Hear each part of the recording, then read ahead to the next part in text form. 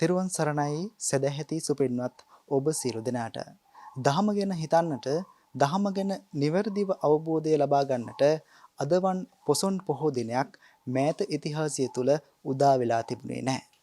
මක්නිසාද පැය 24මත් මදියයි කියෝ කොපමණ මුදල් ඉපයුවත් ඉපයූ මුදල්ද ප්‍රමාණවත් නැහැයයි සිතූ තවත් මිතුරන් අවශ්‍යයයි සිතූ ඒ කාලය ඒ ලෝකය දැන් අපගෙන් දුරස් වෙලා. වසර 1.5ක් වැනි කාලයක් මුළු ලෝකයම එකම තැනක නතර වෙලා. හිස් අවකාශයක් පමණක් වූ ලෝකයක් අපට ඉතුරු වෙලා. ජයමග රූපවාහිනී නාලිකාව උතුම් වූ පොසොන් පුර පසළොස්වක පොහොය දින වෙනුවෙන් ගෙනෙන ධර්මදේශනා මාලාවේ තවත් එක් ධර්මදේශනාවක් සඳහායි මෙලෙස අවකාශය විවර කරගන්නේ. ඒ සඳහා අප සිදු කළා වූ ආරාධනය පිළිගෙන මෙම ස්ථානයට වැඩම කළා පූජ්‍යපාද අත්තංගනේ රතනපාල ස්වාමින් වහන්සේ. ඔබ වහන්සේව নমස්කාර පූජා පෙරදරිව ධම්සභා මණ්ඩපයට පිළිගනු ලබනවා.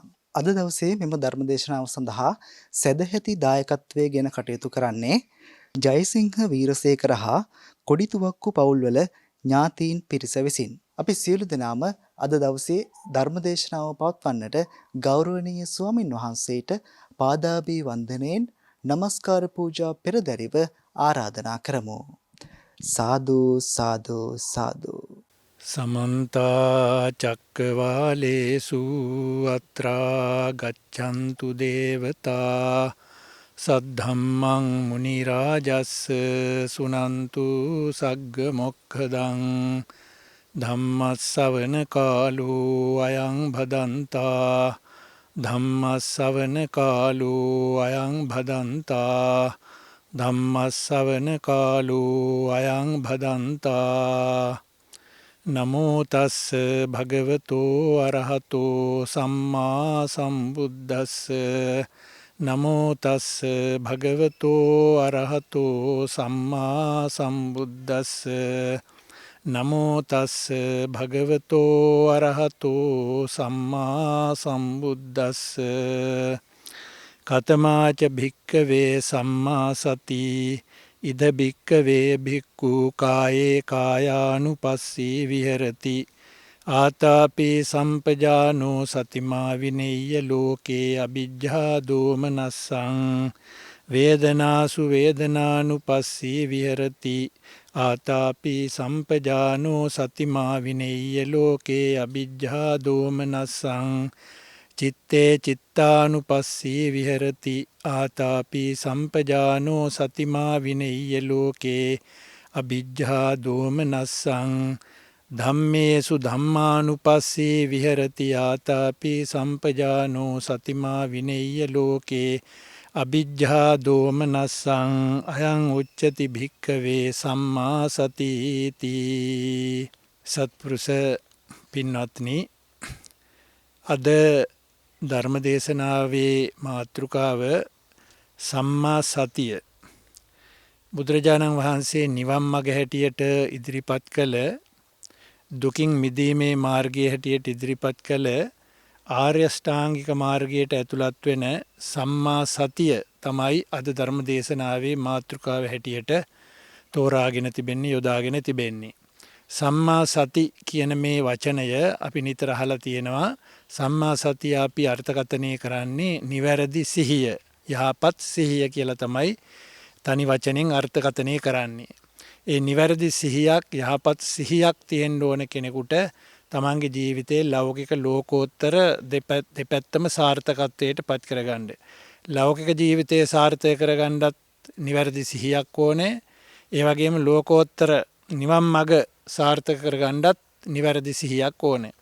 ඒ නිසා බුදුරජාණන් වහන්සේ සතිපට්ඨාන සූත්‍ර දේශනාවේදී ඒ සම්මා සතිය විස්තර කරලා තියෙන ආකාරය තමයි මාතෘකාවක් වශයෙන් මම ඉදිරිපත් කළේ. එතකොට මෙතන සම්මා සතිය කියලා කියන්නේ කායානුපස්සනා, වේදනානුපස්සනා, චිත්තානුපස්සනා, ධම්මානුපස්සනා කියන සතර සතිපට්ඨානයයි. ඒ කියන්නේ කය පිළිබඳ සිහිය පිහිටුවා ගැනීම, සිහිය පිහිටුවාගෙන කටයුතු කිරීම, කයේ යථා ස්වභාවය පිළිබඳව, ඒ වගේම වේදනාවේ යථා ස්වභාවය පිළිබඳව සිහිය පිහිටුවාගෙන කටයුතු කිරීම. ඒ වගේම සිතේ යථා ස්වභාවය පිළිබඳව සිහිය පිහිටුවාගෙන කටයුතු කිරීම. ඒ වගේම ධර්ම, ඒ කියන්නේ නීවරණ ධර්ම, ස්කන්ධ ධර්ම, ආයතන, බොජ්ජංග, සච්ච කියන මේ ධර්ම පිළිබඳව සිහිය පිහිටුවාගෙන නිවන් අරමුණු කොටගත්ත සිහිය පිහිටුවාගෙන කටයුතු කිරීම කියන එක තමයි මේ සතර සතිපට්ඨානය තුළ විස්තර කරලා තියෙන්නේ. එතකොට සම්මා සතිය කියන්නේ සතිය නැතුව, සිහිය නැතුව කරන හැම වෙලාවකම අපි කරන්නේ අයහපතක්. සිහිය නැත්තම්, සිහිය පිහිටවලා නැත්තම්, සතිය නැමැති චෛතසිකයේ සිතුවිල්ල ඒ කරන කටයුත්තත් එක්ක යෙදිලා නැත්තම්, සම්මා සතිය යෙදිලා නැත්තම්, ඒ හැම වෙලාවකම අපේ අතින් සිද්ධ වෙන්නේ වරදක්, අකුසලයක්. ඒ නිසා සතිමත්ව කටයුතු කරන්න තමයි බුදුරජාණන් වහන්සේගේ අනුශාසනාව. බුදුරජාණන් වහන්සේ දේශනා කොට වදාළ මේ සතිපට්ඨානය, සතර සතිපට්ඨානය නිවන් මඟ හැටියට සතිපට්ඨාන සූත්‍ර දේශනාවේදී සඳහන් වෙනවා. ඒකායනෝ අයම් භික්කවේ මග්ගෝ සත්තානං විසුද්ධියා ශෝක පරිද්දවානං සමතික්කමාය දුක්ඛ දෝමනස්සානං අත්තගමාය ඥායස්ස අධිගමාය නිබ්බානස්ස සච්චිකිරියාය යදිදං චත්තාරෝ සතිපට්ඨානා කියලා. ඒ කියන්නේ සියලු දුක් කෙලවර කිරීම පිණිස, දුක් දොමනස් දුරු කිරීම පිණිස, නිවන අවබෝධ කිරීම පිණිස, සත්‍ය අවබෝධය පිණිස තියෙන ඒකායන මාර්ගය, කෙලින් මග, ඒකායන මාර්ගය, කෙලින් මාර්ගය තමයි සතර සතිපට්ඨානය.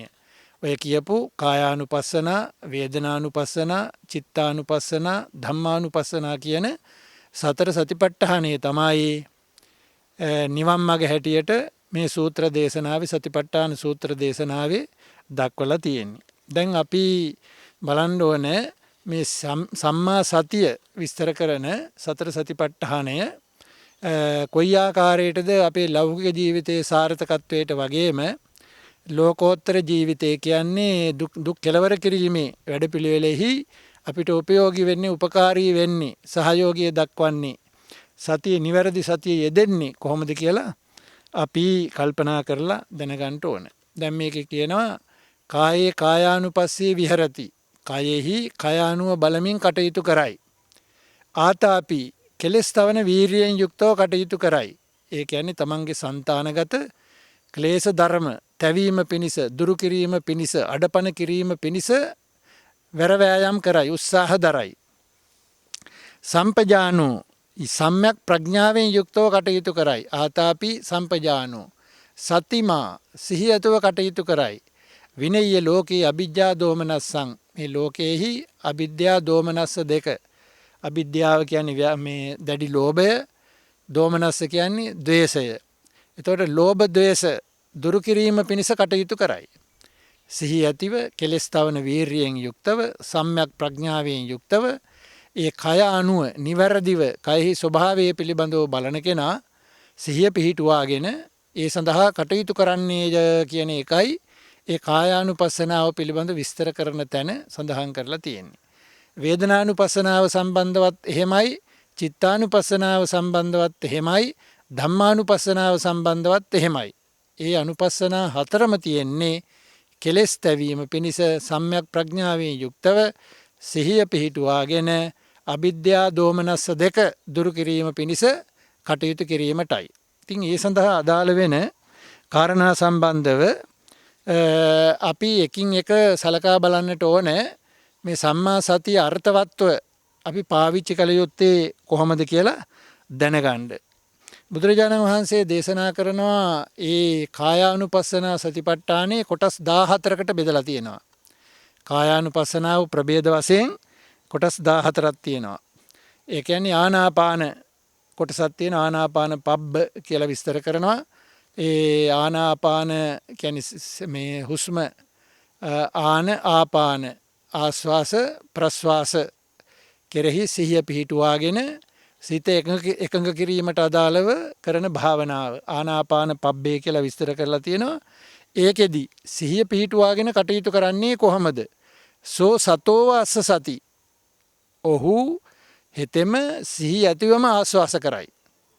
සිහියෙන්ම ආශ්වාස කරයි. ඒ කියන්නේ ආශ්වාස කරනකොට ඉහළට හුස්ම ගන්නකොට ඒ ආශ්වාසය තමන්ගේ නාසයේ අග නාසාග්‍රේහි වැදිලා ඇතුල් වෙන හැටි කෙරෙහි සිහිය පිහිටුවාගෙන ඉන්නවා. නාසාග්‍රේහි සිහිය පිහිටුවාගෙන හුස්ම ඉහළට යනකොට හුස්ම ඉහළට ගන්නවා, ප්‍රශ්වාස කරනකොට පහළට හෙලනවා කියලා ඒ කෙරෙහි සිහිය පිහිටුවා ගන්නවා. සිත ඒකාග්‍රතාවයට පත් කර ගැනීමට ඉතාම සුදුසු පහසු ක්‍රමයක් හැටියට තමයි ආනාපාන පබ්බය දක්වලා තියෙන්නේ. ආනාපාන කොටස සෝ සතෝ අස්ස සති සෝ සතෝව පස්ස සති. සිහියෙන්ම ආශ්වාස කරනවා, සිහියෙන්ම හුස්ම ඉහළට ගන්නවා, සෝ සතෝව පස්ස සති සිහියෙන්ම හුස්ම පහළට හෙලනවා. එතකොට ඒ විදිහට තමයි ආනාපාන පබ්බය විස්තර කරලා තියෙන්නේ. එතකොට ඕනෑම කෙනෙකුට පුළුවන්කම තියෙනවා යම්කිසි තැනක වාඩි වෙලා අර කියලා තියෙනනේ පල්ලංකං ආපුජිත්වා උජුං කායම් පනිදාය, මේ ශරීරයේ කෙලින් තියාගෙන පළඟ බැඳගෙන පරිමුඛං සතින් උපට්ඨපෙත්වා සිහිය හොඳට පිහිටුවාගෙන සෝ සතෝ වස්ස සති ඔහු සිහියෙන්ම ආශ්වාස කරයි, සෝ සතෝව පස්ස සති ඔහු සිහියෙන්ම ප්‍රශ්වාස කරයි. එතකොට මේ නාසයාග්‍රේහි සිහිය පිහිටුවාගෙන හුස්ම වැටෙන තැන Tamanට දැනෙනවා, ස්පර්ශ වෙනවා. එතකොට එයින් පිටතට සිහිය යවන්නේ නැතුව දැන් අපි හිතමුකෝ මෙහෙම ඉහළට ගන්නවා 1යි, පහළට හෙලනවා 1යි. එහෙම කියන්න පුළුවන්. එහෙම නොයෙකුත් ක්‍රම විස්තර වශයෙන් දක්වලා තියෙනවා. භාවනා ක්‍රමවේද භාවනා පුහුණු කරන හැටි තම තමන්ට ගැලපෙන තමන්ට පහසු ක්‍රමයක් තෝරා ගන්නට පුළුවන් කර්මස්ථානාචාර්යවරයන් වහන්සේ නමකගේ උපදෙස් පරිදි. තමන්ට තේරෙනවා නම් මට ඒක කරන්න පුළුවන් වෙන්නේ මේ විදිහටයි කියලා සිහිය පිටස්තරව නොයා නාසාග්‍රේහිම සිහිය පිහිටුවාගෙන ඒ හුස්ම ස්පර්ශ වෙන ආකාරය පිළිබඳව සිහිය පිහිටුවාගෙන හොඳට හිත එකඟ කරගන්න පුළුවන් කියලා තමන්ට වැටහෙනවා නම් ඒ විදිහට ඒ සිහියෙන් ආස්වාස ප්‍රස්වාස කරලා තමන්ගේ සිහිය දියුණු කරගන්නවා. සිහිය හොඳට පිහිටුවා ගන්නවා. ඒක තමයි ආනාපාන පබ්බෙන් විස්තර කරලා තියෙන්නේ. ඊළඟට ඉරියාපත පබ්බේ කියලා එකක් තියෙනවා.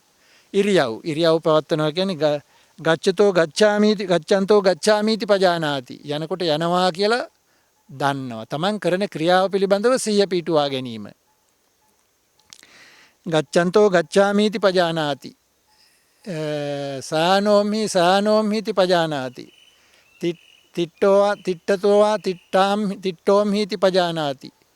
ඒ විදිහට යනකොට, ඉන්නකොට, හිඳිනකොට, නිදනකොට, ඉරියව් පවත්වනකොට, සතර ඉරියව් පවත්වනකොට ඒ ඉරියව් හතරෙහිම සිහිය පිහිටුවාගෙන තමයි ඒව කරන්නේ. දැන් මම මේ විදිහටයි කටයුතු කරන්නේ කියලා කරන ක්‍රියාව පිළිබඳව, ඒ කටයුතු කරන ඉරියව්ව පිළිබඳව සිහිය පිහිටුවාගෙන කටයුතු කරනවා.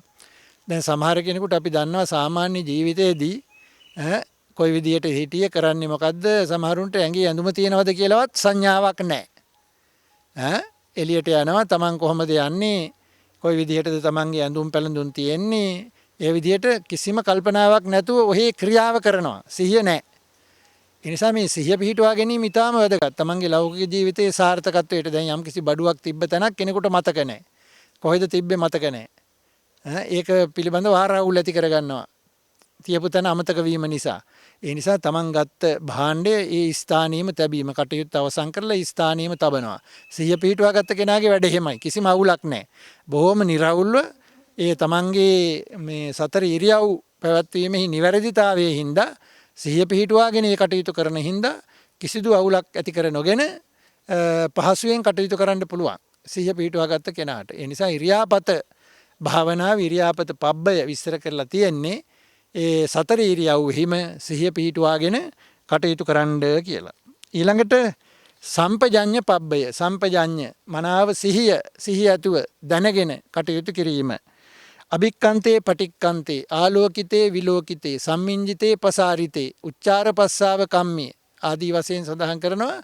තමන් කරන සෑම ක්‍රියාවකදීම අභික්කන්තේ පටික්කන්තේ, ඉස්සරහට යනකොට පස්සට යනකොට, ආලෝකිතේ විලෝකිතේ, ඉස්සරහා බලනකොට පිටපස්ස බලනකොට, සම්මිංජිතේ පසාරිතේ, හකුලුවනකොට දිගහරිනකොට, අත දිගහරිනවා, අත හකුලුවනවා, ඒ ආදී වශයෙන් උච්චාර පස්සාව කම්මී, වැසිකිලි කැසිකිලි කරනකොට. එතකොට සෑම ඉරියව්වකදීම සිහිය ඇතුව මේ කටයුත්ත සිද්ධ කරන්න ඕනේ. ඒකෙන් තමන්ගේ සතිය දියුණු වෙනවා. සිහිය හොඳට දියුණු වෙනවා. ඕනෑම කටයුත්තකට අදාළව සිහිය පිහිටනවා. එතකොට ඒ කටයුත්ත නිවැරදිව අර්ථ සම්පන්නව කර ගැනීමට තමන්ට හැකියාවක් ඇති වෙනවා. ඒ නිසා 14 ආකාරයකට කායානුපස්සනාව විස්තර කරලා තියෙනවා. කය පිළිබඳව යථා භූත ඥානය ඇත්ත ඇති සැටියෙන් අවබෝධ කර ගැනීමට, වටහා ගැනීමට, තේරුම් ගැනීමට අදාළව සිහිය පිහිටුවා ගැනීම සම්බන්ධව මේ කරුණු 14ක් යටතේ විස්තර කරන්නේ. ආනාපාන පබ්බ, ඉරියාපත පබ්බ, සම්පජඤ්ඤ පබ්බ, ඊළඟට පටික්කුල මනසිකාර. ඒ කියන්නේ පිළිකුල් බව මෙනෙහි කිරීම. පිළිකුල් බව තමන්ගේ ශරීරයේ පිහිටි මේ පිළිකුල් සහගත ශරීරයේහි පිහිටි මේ පිළිකුල දනවන කුණු වී යන නිසා, වහා වෙනස් වෙන නිසා, දුගඳ හමන නිසා ආදී වශයෙන් මේ පිළිකුල දනවන ශරීර කොටස් පිළිබඳව මෙනෙහි කිරීම පටික්කුල මනසිකාර. ඉමමේව කායං උද්දම් පාදතලා අදෝකේස මත්තකා තච පරියන්තං නානප්පකාරස්ස අසුචිනෝ පච්චවෙක්කති. එතකොට තමන්ගේ කේසාන්තයේ පටන් පාදාන්තයේ දක්වා ශරීරයේ තියෙන ඒ කොටස්වල අසුචිනෝ පච්චවෙක්කති, ඒ වගේ කුණු ගඳ ගහන ස්වභාවය, කුණු වී යන ස්වභාවය, දුගඳ හමන ස්වභාවය, ඒවා පිළිබඳව සිහිය පිහිටුවාගෙන කල්පනා කරනවා. දැන් මේ ශරීරය සම්බන්ධව සාමාන්‍ය ලෝකයාගේ තියෙන්නේ දැඩි ඇල්මක්නේ. දැඩි ග්‍රාහයක් තමයි තියෙන්නේ. සුබයි සුඛයි ආදී වශයෙන් හොඳයි අසුබ වශයෙන් දකින්නේ. සුබ වශයෙන් තමයි දකින්නේ. දුක් වශයෙන් දකින්නේ. සැප වශයෙන් තමයි දකින්නේ. අනිත්‍ය වශයෙන්, වෙනස් වීම වශයෙන් දකින්නේ. නිට්ටය වශයෙන් තමයි දකින්නේ. අනිත්‍ය, අසුබ, අනිත්‍ය, දුක්ඛ, අනාත්ම, අසුබ. ආත්ම වශයෙන් දකින්නේ, අනාත්ම වශයෙන් දකින්නේ. තමන්ගේ වසඟෙහි තමන්ට ඕන හැටියට මේ ශාරීරිය පවත්වා ගන්න බෑ කියලා හඳුනාගන්නේ නැහැ. මට ඕන හැටියට පුළුවන් කියලා තමයි සාමාන්‍ය ලෝකයා හිතන්නේ. නමුත් මේක තමන්ට ඕන හැටියට පවත්වා ගන්න බැරි බව කාලයාගේ ඇවෑමෙන් තේරෙනවා සිහිය පිහිටුවාගෙන වැඩ කරන කෙනාට. සිහිය පිහිටුවාගෙන වැඩ කරන කෙනාට පේනවා, තේරෙනවා තමන්ගේ ශරීරයේ වුණත් තමන්ට ඕන හැටියට පවතින්නේ නැහැ කියලා. සිහිය පිහිටුවාගෙන නැති කෙනාට එහෙම පේන්නේ නැහැ. එයා හිතාගෙන ඉන්නේ මට ඕන හැටියට මේ වැඩ කෙරෙන්න ඕන කියලා තමයි. එයා වැරදි වැටහීමක, වැරදි අවබෝධයක ඉන්නේ. ඒ නිසා තමයි මේ භාවනාව දියුණු කරන්න බුදුරජාණන් වහන්සේ දේශනා කරන්නේ සම්මා සතිය ඇති කරගෙන මේ ශරීරයේ යථා ස්වභාවය පිළිබඳව වටහා ගන්න මහන්සි ගන්න කියලා. දැන් ශරීරය පිළිබඳව විස්තර කරනකොට කියනවා පරිජින්නං ඉදං රූපං රෝග නිඩ්ඩං පභංගුරං භිජ්ජති පූති සන්දේහෝ මරණං තම්මි ජීවිතං. මොකද ඒ කියන්නේ? පරිජින්නං ඉදං රූපං. ඉදං රූපං, මේ රූපය, මේ ශරීරයේ පරිජින්නං ක්‍රමානුකූලව දි รา පත් වන්නේය. පරිජින්නං ඉදං රූපං, හාත්පසින්ම දි รา පත් වන්නේය. දි รา පත් වෙනවා කියන්නේ කාලයාගේ ඇවෑමෙන් අපිට පේනවානේ. අපේ ශරීරය වැඩිගෙන යනවා, දි รา පත් වෙගෙන යනවා තමයි ඒ. කල්ගත වීම තුළ මේ ශරීරයේ ඇති වෙන විවිධ විකෘති ස්වභාවයන්. කෙස් පැහෙනවා, දත් හැලෙනවා, ඇඟ රැලි වැටෙනවා. ඒ තමයි ඒ දි รา පත් වීම. එතකොට පරිජින්නං ඉදං රූපං, මේ රූපය හාත්පසින් දි รา පත් වන්නේය.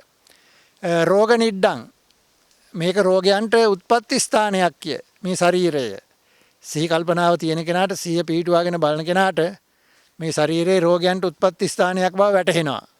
පභංගුරං, වහා බිඳෙන සුළුය. මේ ශරීරය වහා බිඳෙන සුළුය. කොතන මේක නතර වෙයිද, කඩා හැලෙයිද කියලා කියන්න පුළුවන් කමක් නැහැ. අපි හිතාගෙන හිටියට ස්ථිරයි, සදාකාලිකයි, හොඳයි, සපයි කියලා මේ ශරීරයේ කොතන කොයි වෙලාවෙ නවතිනවද කියලා කියන්න පුළුවන් කමක් නැහැ. පභංගුරං, වහා බිඳෙන සුළුය. භිජ්ජති පූති සන්දේහෝ, ඒ වගේ මේ බිඳෙනවා වගේම මේ ශරීරය කැඩෙනවා, බිඳෙනවා වගේම පූති සන්දේහෝ, කුණු වැగిරෙන්නේ. නවදොරකින් කුණු වැగిරෙනවා මේ ශරීරේ. පූති සන්දේහෝ, කුණු වැగిරෙන්නේ. දොරටු 9කින් කුණු කාන්දු වෙනවා. මොනවාද දොරටු 9? නාස්පුඩු 2යි නේද? කන් 2යි.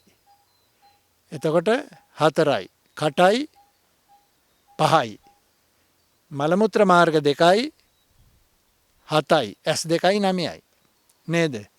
ඇස් වලින් කබ කාන්දු වෙනවා, නාසයෙන් හොටු කාන්දු වෙනවා, කටෙන් කෙල සෙම කාන්දු වෙනවා. ඒ විදිහට. එතකොට නවදොරකින් කුණු කාන්දු වන්නේ මේ ශරීරයේහි.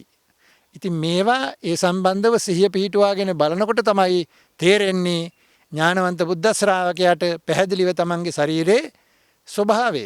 මේක නවදොරකින් කුණු කාන්දු වෙන, වහා බිඳෙන සුළු, ක්‍රමානුකූලව දි รา පත් වේගෙන යන ලෙඩ රෝගයන්ට ආකරයක් වූ ඒ වගේම මරණං තම්මි ජීවිතං මරණින් කෙලවර වෙන ශරීරයක් මේක. අන්න එහෙම ඒ ශරීරයේ යථා ස්වභාවය වටහා ගන්න කියලා තමයි මේ කායානුපස්සනාවෙන් විස්තර කරලා තියෙන්නේ. එතකොට අපි ඒ පටික්කුල මානසිකාරය හරහා අපි තේරුම් ගන්නවා වටහා ගන්නවා මේ ශරීරයේහි තියෙන අසුචි අපද්‍රව්‍ය පිළිබඳව පච්චවෙක්කති ප්‍රත්‍යවේක්ෂා කරනවා. සිහිනුවණින් සලකා බලනවා. දෙතිස් කුණපයක් ගැන කියලා තියෙනවා නේද? අත්ති මස්මින් කායේ කේසා ලෝමා නඛා දන්තා තචෝ මන්සං නහාරු අට්ටි අට්ටි මිඤ්ඤා වක්කං හදයන් යකනං කිලෝමකම් පියකම් පප්පාසං අන්තං අන්තගුණං නේද? දිගට කියලා තියෙනවා 32ක් කුණප.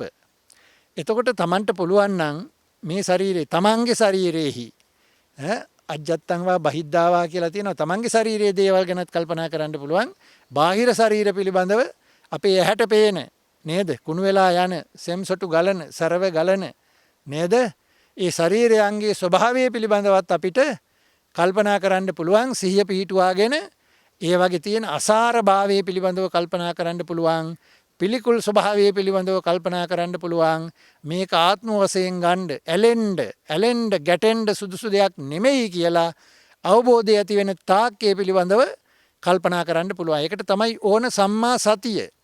සම්මා සතිය නැතුව මේවා කරන්න බෑ. නිවැරදි සිහිය තියෙනවා නම් ඒ නිවැරදි සිහිය හරහා තමයි යතහ භූතය දකින්න පුළුවන් වෙන්නේ. නේද? නිවැරදි ආකාරයේ දකින්න පුළුවන් වෙන්නේ නිවැරදි සිහිය හරහා. ඒ නිසා නිවැරදි සිහිය සම්මා සතිය තියෙන්න ඕන. එතකොට අපි එකින් එක ඉමස්මින් කායේ මේ ශරීරයේහි කේසා අත්ති ලෝමා අත්ති නේද? කෙස් තියෙනවා, ලොම් තියෙනවා, නිය තියෙනවා, දත් තියෙනවා, සම තියෙනවා, මස් තියෙනවා කියලා. ඉතින් ඒ වගේ ඒවා මේ සුභ සුඛ ආත්ම වශයෙන් නිත්‍ය වශයෙන් ගන්න පුළුවන් දේවල් නෙමෙයි. ක්‍රමානුකූලව කුණු වේගෙන දි รา පත් වේගෙන ගඳ ගහගෙන යන දේවල්. මේ ශරීරයේ සැර වෙනවා, ලේනවා නේද? ඒ සියලු දේවල් පිළිබඳව එකින් එක මෙනෙහි කරන්න පුළුවන්. දෙතිස් කුණප පිළිබඳ අවබෝධයක් සෑම ශ්‍රාවකයෙකුටම තියෙන්න ඕනේ. ඒ කියන්නේ තමන්ගේ ශරීරයේ සංයුතිය ගැන දැනගන්න ඕනේ.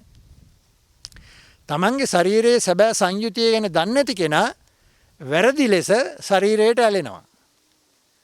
විපල්ලාස වශයෙන් බලනවා කියනවනේ නේද? මේ සංස්කාර පිළිබඳව විපල්ලාස වශයෙන් බලනවා. කන පිට හරවගෙන දකිනවා. වැරදි හැටියට දකිනවා.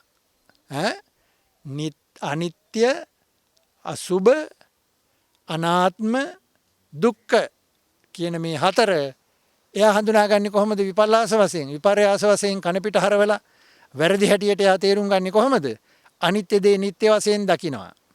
අනාත්ම දේ ආත්ම වශයෙන් දකිනවා. දුක උපදවන දේ සැප හැටියට ගන්නවා. ඒ වගේම අසුභ දේ සුභ හැටියට ගන්නවා. විපල්ලාස වශයෙන් ගන්නවා කියන්නේ කන පිට හරවාගෙන වැරදි හැටියට වටහා ගන්නවා කියන්නේ ඒකයි. ඒක මේ නිවැරදි හැටියට වටහා ගන්න නම්, හඳුනා ගන්න නම්, තේරුම් ගන්න නම් යාට තියෙන්න ඕන සම්මා සතිය. ඒක තමයි මේ සතර සතිපට්ඨානේ සම්මා සතිය. ආර්ය අෂ්ටාංගික මාර්ගයේ සම්මා සතිය විස්තර කරන්නේ, අවධාරණය කරන්නේ ඒ නිසයි. ඉතින් පින්වත්නි, මෙතන මම බලාපොරොත්තු වෙන්නේ මේ ආර්ය අෂ්ටාංගික මාර්ගයේ තියෙන සම්මා සතිය ගැන විස්තර කරලා දෙන්න. එතකොට ආර්ය අෂ්ටාංගික මාර්ගයේ සම්මා සතියෙන් විස්තර කරන්නේ සතර සතිපට්ඨානයයි. දැන් ආර්ය අෂ්ටාංගික මාර්ගය කියන්නේ නිවන් මගනේ. අප විසින් අනුගමනය කළ යුතු, අප විසින් අපේ ජීවිතේ භාවිතාව කරගත යුතු ප්‍රතිපදාව. නේද? සම්මා දිට්ඨිය අපිට තියෙන්න ඕන, නිවැරදි දැක්මක් තියෙන්න ඕන. නිවැරදි දැක්මක් බහුතරයට නැහැ. ඒ නිසා වැරදි දෙයමයි අල්ලන්නේ. මේකෙන් මට මේ විදිහට යහපත සැලසෙනවා කියලා Tamanට ලැබෙන ලාභය පිළිබඳව සලකලා අධික තෘෂ්ණාවෙන් කටයුතු කරනවා නිවැරදි දැක්මක් නැති හින්දා. මට කොච්චර ලැබුණත් මේ සියල්ල වෙනස් වන්නේය, විනාශ වන්නේය, නැතිවන්නේය, මා හැර යන්නේය කියලා කල්පනා කරලා අන්සතු දෙයට ආදරය කිරීමෙන්, අන්සතු දෙය පැහැර ගැනීමෙන්, ඒවට ඇඟැල්ලුම් දැක්වීමෙන් මට හානිය පිණිස හේතු වන්නේය කියලා නිවැරදිව දකිනවා නම් සම්මා දිට්ඨිය වශයෙන් නේද? සම්මා දෘෂ්ටිකව නිවැරදිව දකිනවා නම් ඒ වරදෙහි බැඳෙන්නේ නැහැ, ඒ අමාරුවේ වැටෙන්නේ නැහැ, ඒ පීඩාවට, ඒ දුක්ඛිත තත්වයටපත් වෙන්නේ නැහැ. මේකට හේතුව තමයි සම්මා දිට්ඨිය නැහැ. මිත්‍යා දෘෂ්ටිකව තමයි කටයුතු කරන්නේ. Tamanට වාසිය ලැබෙන හැටියට තමයි වැඩපිළිවෙල තෝරන්නේ. ඇත්ත තෝරන්නේ නැහැ. වැරද්ද තමයි ග්‍රහණය කරගන්නේ. ඒක ලොකු ප්‍රශ්නයක්. ඒක ලොකු වරදක්. ඒ නිසා තමයි බුදුරජාණන් වහන්සේ දේශනා කළේ මිච්ඡා දිට්ඨි භික්කවේ පරමවජ්ජානි. මහණෙනි, පින්වත්නි, මේ මිත්‍යා දෘෂ්ටිය තමයි බරපතලම වරද. ඒ කියන්නේ මිනිහව වරදට පොළඹවන, වැරදි දෙයට උනන්දු කරවන, වරදෙහි රඳවන, පටලවන මූල කාරණාව තමයි මිත්‍යා දෘෂ්ටිය. ඒ නිසා ඒකෙන් සම්මාදිට්ඨියේ තියෙන වටිනාකම, වැදගත්කම මේ පින්වතුන් මේ හැමදෙනාම තේරුම් ගන්න ඕනේ. සම්මාදිට්ඨි. එතකොට සම්මාදිට්ඨි කියන්නේ ප්‍රඥා චෛතසිකය. ප්‍රඥාව සිටිවිල්ල. එතකොට මේක මේ භෞතික වශයෙන් අඩිය තියා නැගගෙන යන්න තියෙන පඩිපෙලක් නෙමෙයි. නේද? මානසික වශයෙන්, චෛතසික වශයෙන් හිතේ දියුණු කළ යුතු, අතුලාන්තයේ දියුණු කළ යුතු එකක් තමයි ප්‍රඥාව. ලෝකේ නියම ස්වභාවය, නිවැරදි ස්වභාවය හඳුනා ගන්න පුළුවන් වෙන්නේ ප්‍රඥාව දියුණු කළ කෙනාට. ඒ නිසා සම්මා දිට්ඨිය ඕන.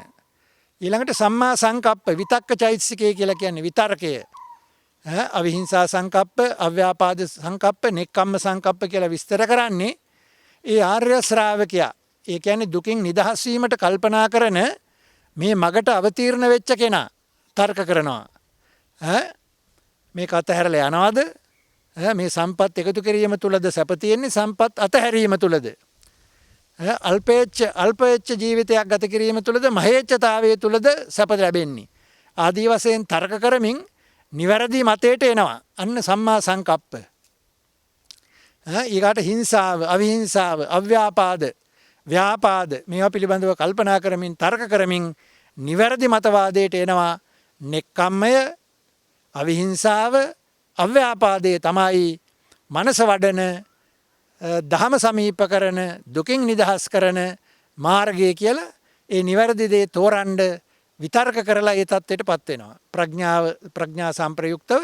එතකොට සම්මා දිට්ඨි සංකප්ප කියන දෙකම ප්‍රඥාවට අයිති සිතවිලි දෙකක් හැටියට තමයි, ප්‍රඥා සම්ප්‍රයුක්ත සිතවිලි දෙකක් හැටියට තමයි සඳහන් කරලා තියෙන්නේ.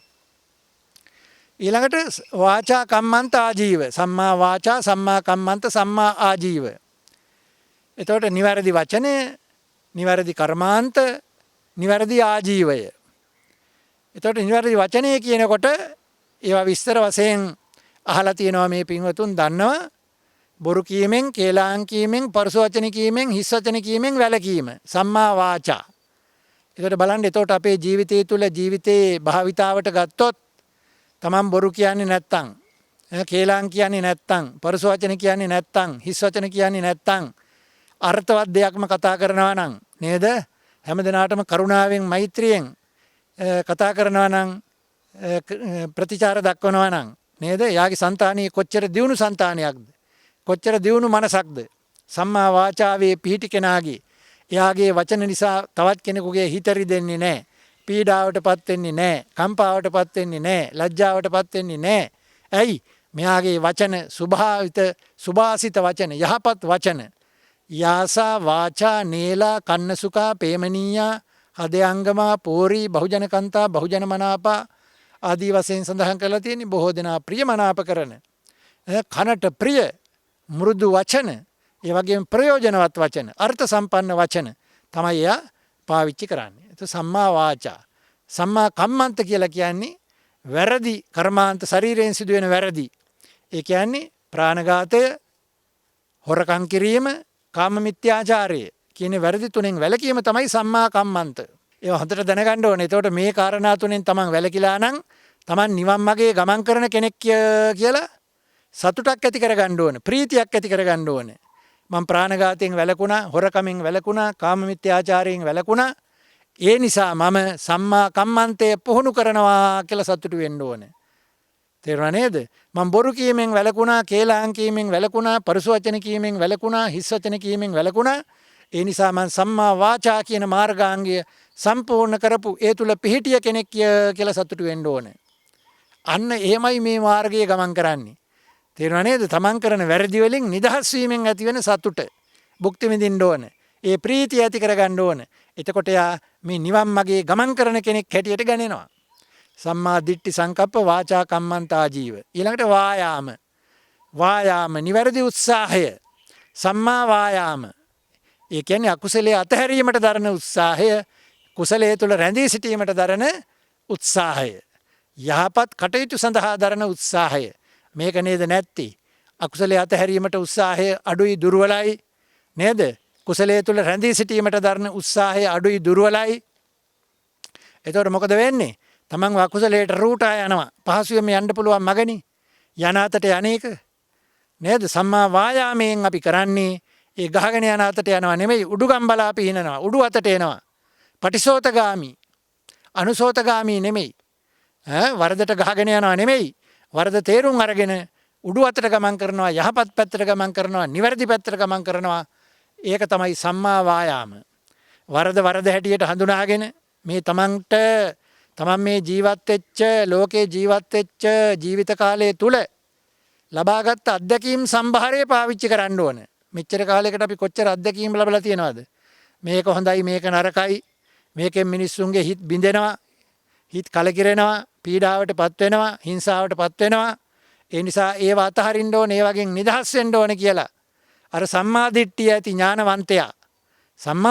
ඥානවන්තයා ක්‍රියාත්මක වෙනවා. එයා සම්මා වායාමයේ පුරුදු කරනවා. ඒ නිසා මේ මාර්ගාංග 8 එකිනෙකට සම්බන්ධ වෙච්ච, එකිනෙකින් වෙන් වෙච්ච වියුක්ත කාරණා නෙමෙයි. ඔක්කොම එකට සම්බන්ධ සංයුක්ත ධර්ම හැටියට තියෙන්නේ. සම්මා දිට්ඨි, සංකප්ප, වාචා, කම්මන්ත, ආජීව, වායාම. ඊළඟට තමයි සති, සම්මා සති. අද මම මේ විස්තර කරන සතර සතිපට්ඨානයේ තමයි සම්මා සති කියලා සඳහන් කරන්නේ. ඊළඟට සම්මා සමාධි. ඒ කියන්නේ නිවැරදි ඒකාග්‍රතාවය, ඒකාග්‍රතා චෛතසිකය. සිතේ ඒකාග්‍රතාවය ඇති කර ගැනීම. යථා භූතය දැකීමට චිත්ත ඒකාග්‍රතාවයක් ඕනේ. නේද? හෙලවෙන තැනකින් හරියට දකින්න බෑ. හෙලවෙන චලනය වෙන ජලයකින් මූණ බලන්න බෑ. නේද? අපිරිසිදු වෙච්ච ජලයකින් මූණ බලන්න බෑ. අන්න ඒ වගේ සමාධිය නැති සිතකින් ධර්මය අරමුණු කරන්න බෑ. වික්කිත්ත චිත්තෝ නේකග්ගෝ සද්ධම්මං නච පස්සති. වික්ෂිප්ත වූ, එකඟ නොවූ සිතකින් ධර්මයේ බැලිය නොහැකිය. ධර්මයේ වැටහෙන්නේ නැත. හරි වැරද්ද පෙනෙන්නේ නැත. කල යුත්ත නොකල යුත්ත තේරෙන්නේ නැත. අන්න සමාධිගත නොවූ සිතකින් නිවැරදි දේ අරමුණු කරන්න බෑ. ඒ නිසා සමාධිය ඕන. එතකොට මෙන්න මේ කියන අංගාට තමයි ආර්ය අෂ්ටාංගික මාර්ගය. සම්මා දිට්ඨි, සංකප්ප, වාචා, කම්මන්ත, ආජීව, වායාම, සති, සමාධි. එතකොට මේ කියන මාර්ගාංගාට පිළිබඳව පැහැදිලි අවබෝධයක් අපි හැම කෙනාටම තියෙන්න ඕන. එතකොට මේකෙදි ඉදිරිපත් කරන සම්මා සතිය සතර සතිපට්ඨානයේ හැටියට මේ පින්වතුන්ට මං කියලා දෙමින් ඉන්නේ. එතකොට ඒකේ අර අපි කායානුපස්සනාවේ ප්‍රභේද 14 විස්තර කරමින් හිටියේ. එතකොට ඒකේ පටික්කුල මනසිකාරයේ තමයි දෙතිස් කුණප අන්තර්ගත වෙන්නේ. මේ ශරීරයේ කෙස්, ලොම්, නිය, දත්, සම් ආදී 32ක් කුණප තියෙනවා.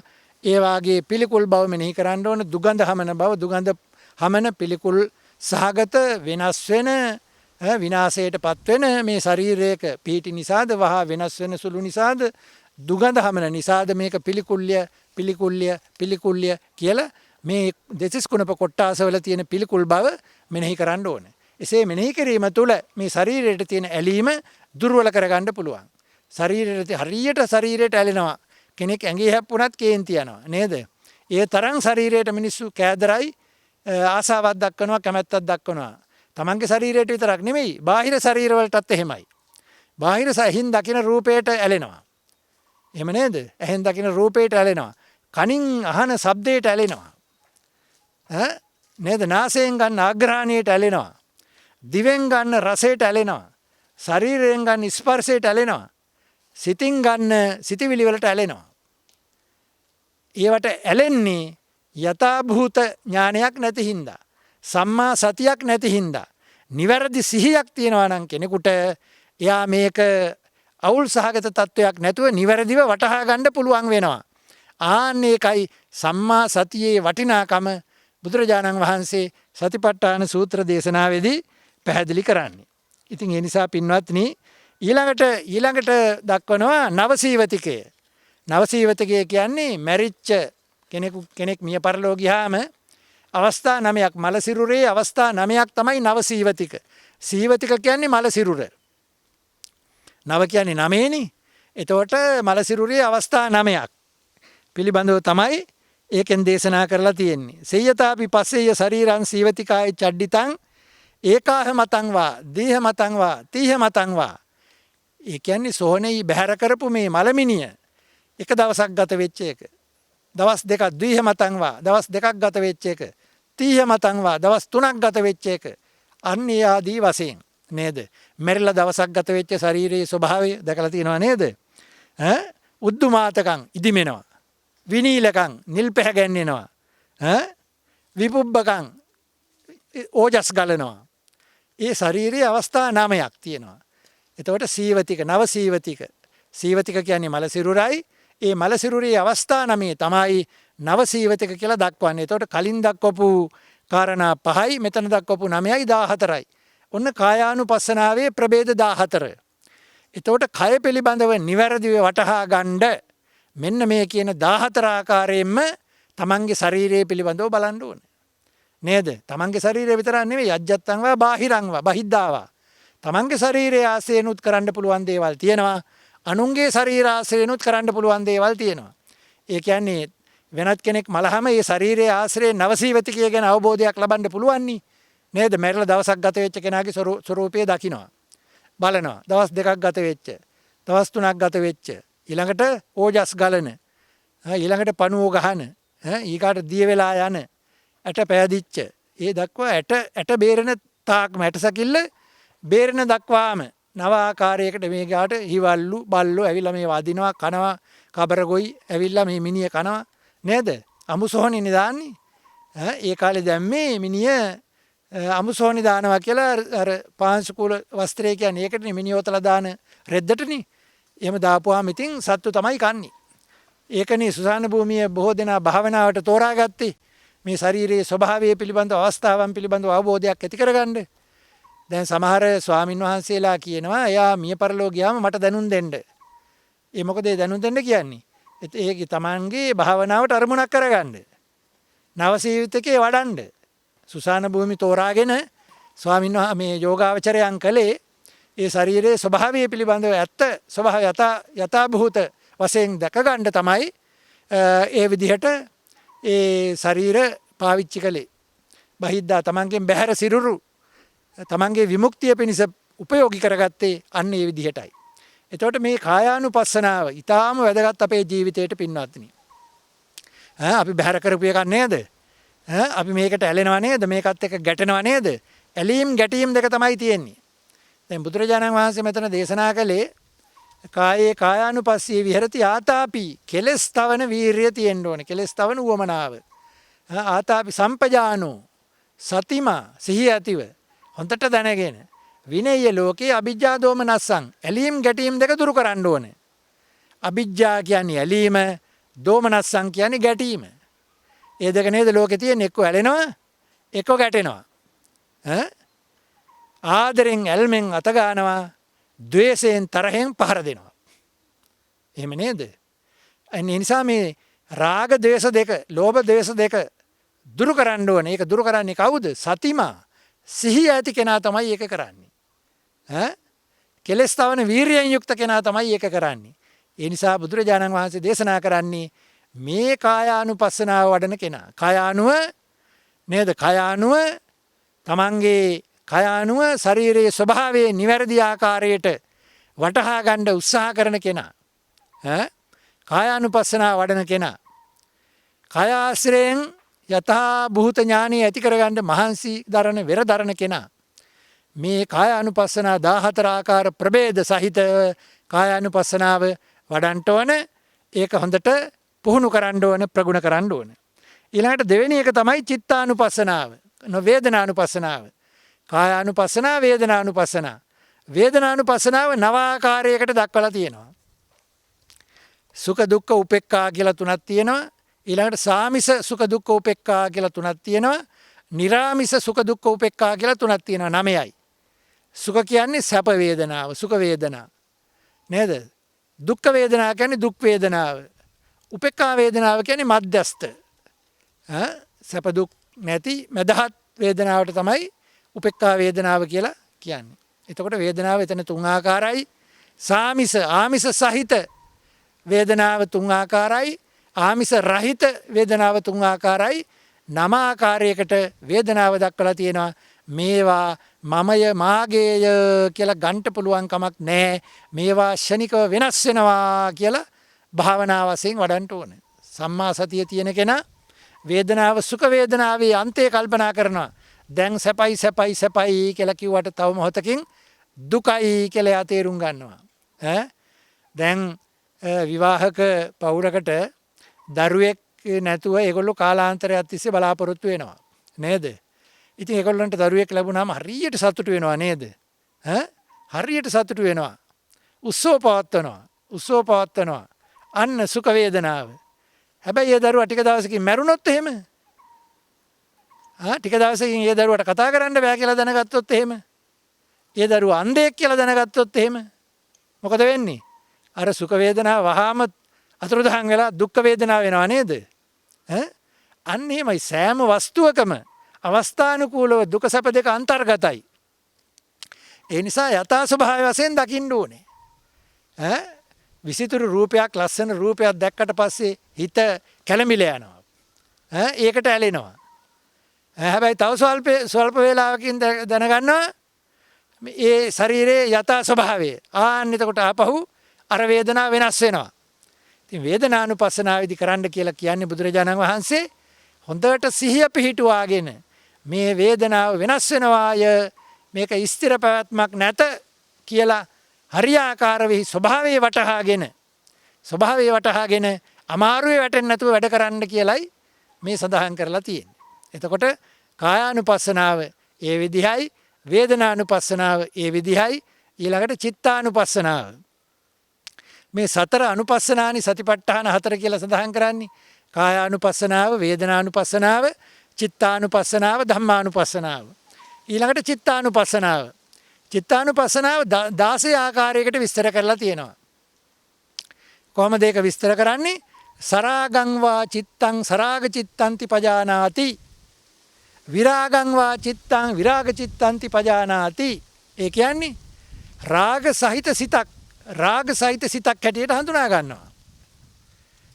ඒව හඳුනා ගන්නවා තියා මෙලෝ සිහියක් නැහැනේ රාගයේ උස්සන්න වුණාම නේද? රාගයේ උස්සන්න වුණාම ඉන්නේ කොහෙද කරන්නේ මොනවද කියලා වැටහීමක් නැහැ. ඇයි? සතිය නැහැ. සිහිය නැති වෙලා යනවා. සිහිය අතුරුදහන් වෙනවා. මේ වස්තුවට හෙන් දැක්ක රූපයට හිත බැඳුනහම නේද? ඒ සම්බන්ධව ඇති වෙන සංකල්පනා රාග සංකල්පනා වලට ගොදුරු වුණාම අන්න සම්මා සතිය නැත්තම් මොකද වෙන්නේ? විකෘති ස්වභාවයක්, කැළඹිච්ච ස්වභාවයක් ඇති වෙනවා. ඒ නිසා බුදුරජාණන් වහන්සේ දේශනා කරනවා මේ චිත්තානුපස්සනාව සිතිවිලි යථා ස්වභාව වශයෙන් දැකීමට උනන්දුවක් ඇති කරගන්න ඕන, පුරුද්දක් ඇති කරගන්න ඕන, උත්සාහයක් ඇති කරගන්න ඕන.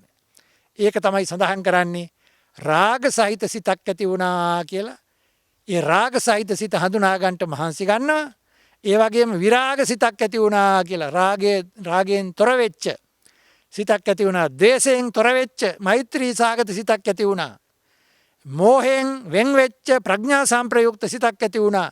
ආදී වශයෙන් ඒ පහළ වෙන සිතිවිලි හඳුනා ගැනීම තමයි චිත්තානුපස්සනාවෙන් කරන්නේ. චිත්තානුපස්සනා භාවනාව. ඒ නිසා පින්වත්නි මේවා හොඳට හදාරන්න ඕන. මේක තමයි Tamanට ගැලවුමට තියෙන මඟ.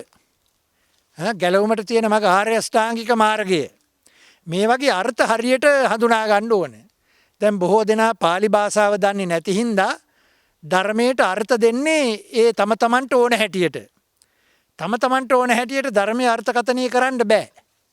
ධර්මයේ අර්ථකථනය කරන්න ඕන ඒ බුදුරජාණන් වහන්සේගේ දේශනාවල තියෙන හැටියට. දැන් බුදුරජාණන් වහන්සේ රාගය කියන වචනේ පාවිච්චි කරලා තියෙන එක තැනක නෙමෙයිනේ. සූත්‍ර දේශනා රාශියක තියෙනවා. ඒ හැම තැනම තියෙන රාගයෙන් අදහස් කරන්නේ එකම අදහසයි. ලෝභයෙන් අදහස් කරන්නේ එකම අදහසයි. ද්වේෂයෙන් අදහස් කරන්නේ එකම අදහසයි. ඉතින් ඒවා අපි ඒ කියන අදහස් විකෘති කරලා වෙන වෙන අදහස් දාලා මේක හදන්න ගියාම තම තමන්ට ඕන හැටියට ධර්මයේ විකෘති කිරීමේ මිත්‍යා දෘෂ්ටික භාවයටපත් වෙලා කවදාවත් ගොඩ එන්න බැරි නේද?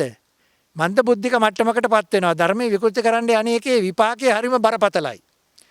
ඒ නිසා පින්වත්නි හරියාකාරව තමන්ට තේරෙන්නේ නැත්නම් pāli භාෂාව දන්න කෙනෙකුගෙන් මේක හොඳට අහලා නේද? එක පොතක් නෙමෙයි පොත් කීපයක් කියවලා මේ පෙළේ තියෙන එක නේද? මේ ත්‍රිපිටක ධර්මයේ සූත්‍ර දේශනාවේ තියෙන එක අට කතාවේ.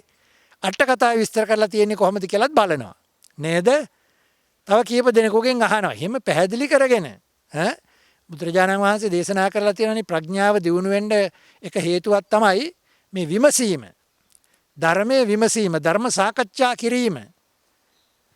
උගතුන් කියන, දැනුවතුන් කියන, බුද්ධිමතුන් කියන, ප්‍රඥාවන්තයන් කියන, ධර්මධරයන් කියන, ධර්මයේ ජීවිතේ භාවිතාවට ගත ඇත්තන් කියන අය මුණ ගැහිලා ධර්ම සාකච්ඡා කිරීමත් ප්‍රඥාව දියුණු වීමට අදාළ කාරණාවක්.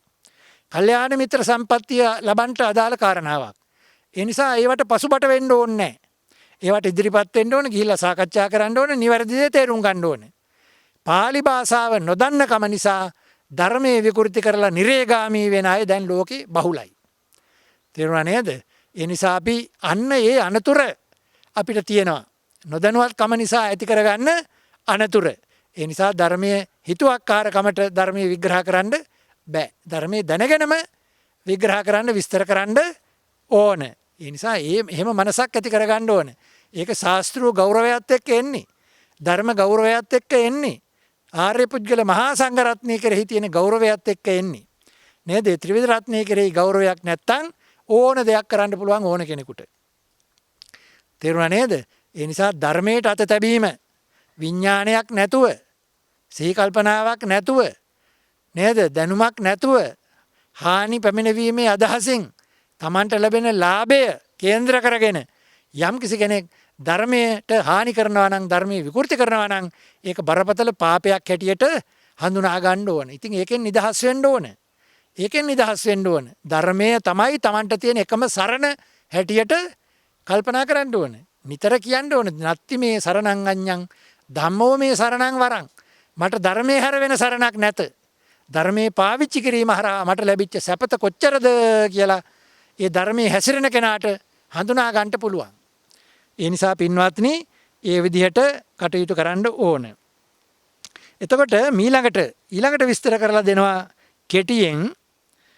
දැන් අපිට ඔය චිත්තානුපස්සනාවේදී මමයේ මාගේය කියලා ගන්න දෙයක් නැහැ කියලා, හැම දෙයක්ම අස්තිරයි, උදය ව්‍යය කියන දෙකෙන් යුක්තයි නේද? හට ගැනීම, නැතිවීම, වෙනස් වීම කියන දෙකෙන් යුක්තයි. හට ගන්නවා, පවතින, වෙනස් වෙමින් පවතිනවා, අභාවයට යනවා. ඒක තමයි සෑම සිතුවිල්ලකම ස්වභාවය.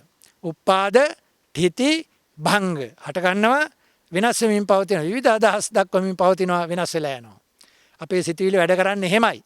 ඉතින් අපි අර සිතුවිලි පිළිබඳ සිතුවිලි භාවනා නැති හින්දා අපිට ඒවා තේරෙන්නේ නැහැ. ඉතින් යම් කිසි කෙනෙක් මේ Tamanට සිතේ ඇති වෙන සිතුවිලි ගැන සිහි කල්පනාවෙන් සම්මා සතියෙන් මෙනෙහි කරලා බලනවා නම් Tamanට තේරෙනවා Tamanගේ සිත වැඩ කරන හැටි සහ සිතුවිලි වල ස්වභාවය.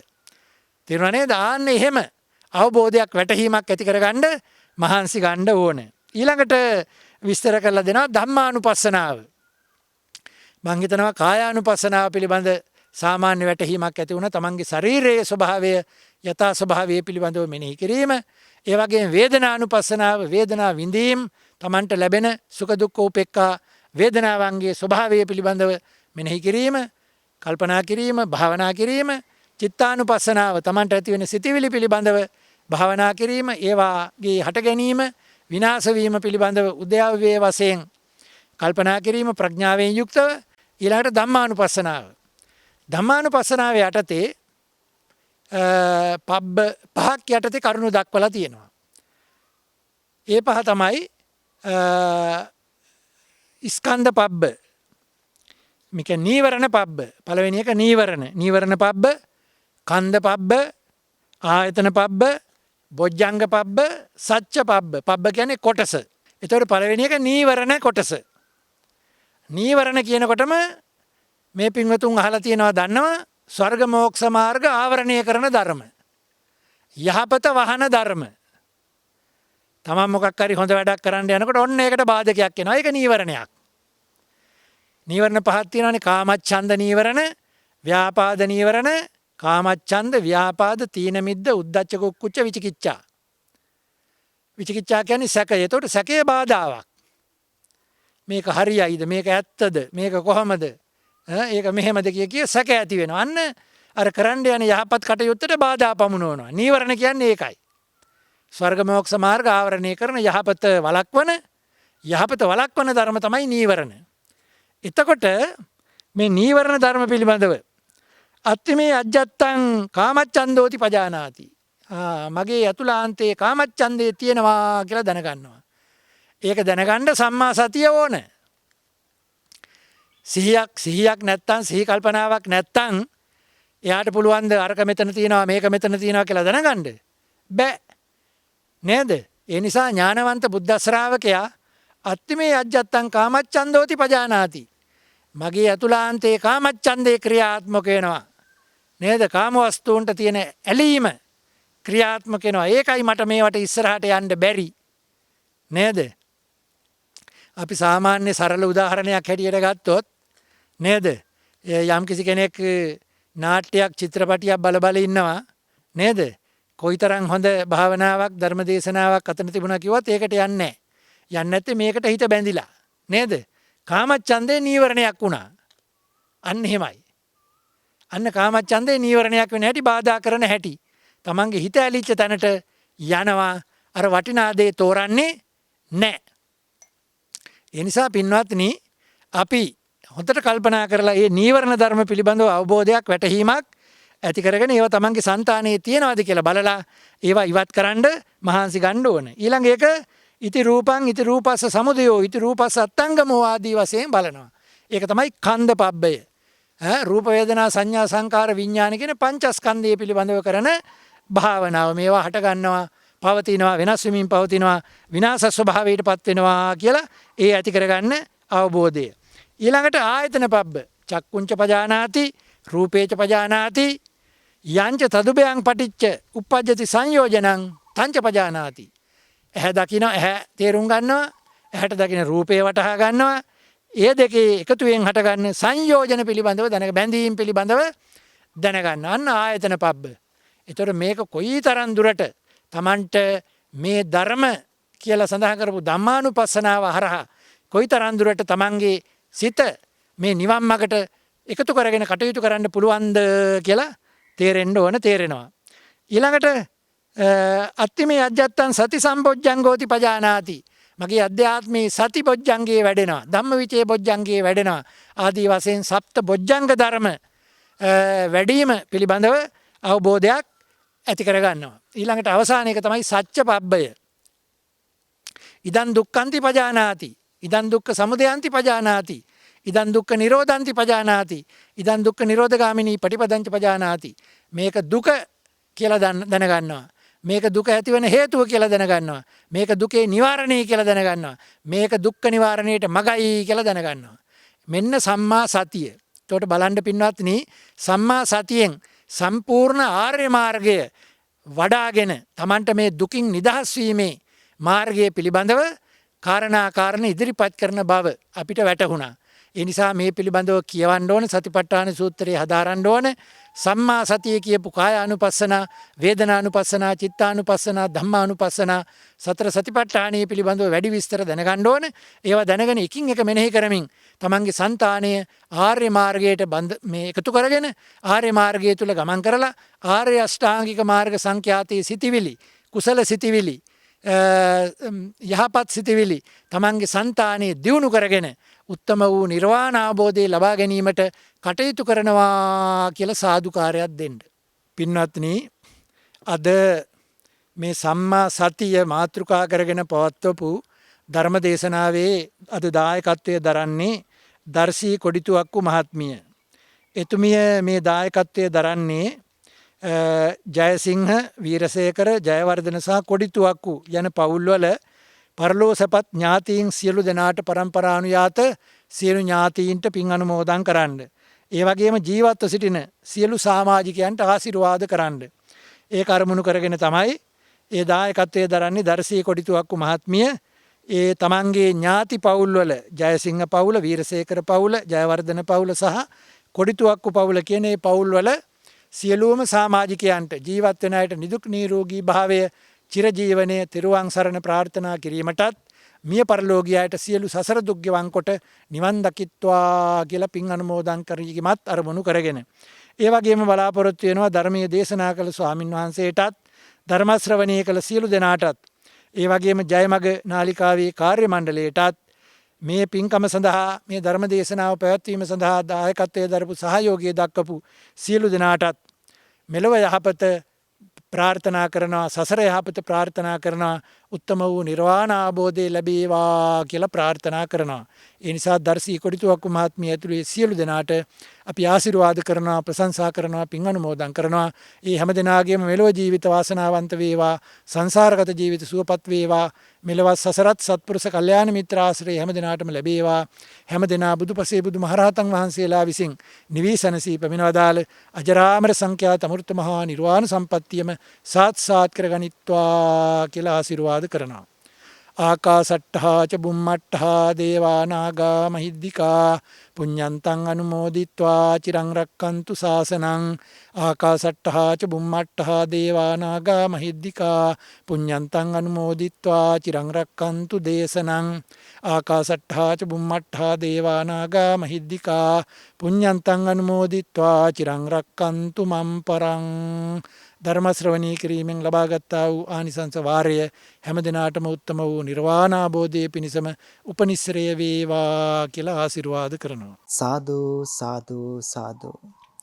අද දවසේ මෙම ධර්මදේශනාව පවත්වා වදාළේ පූජ්‍යපාද අත්අංගනේ රතනපාල ස්වාමීන්ද්‍රයන්න් වහන්සේ.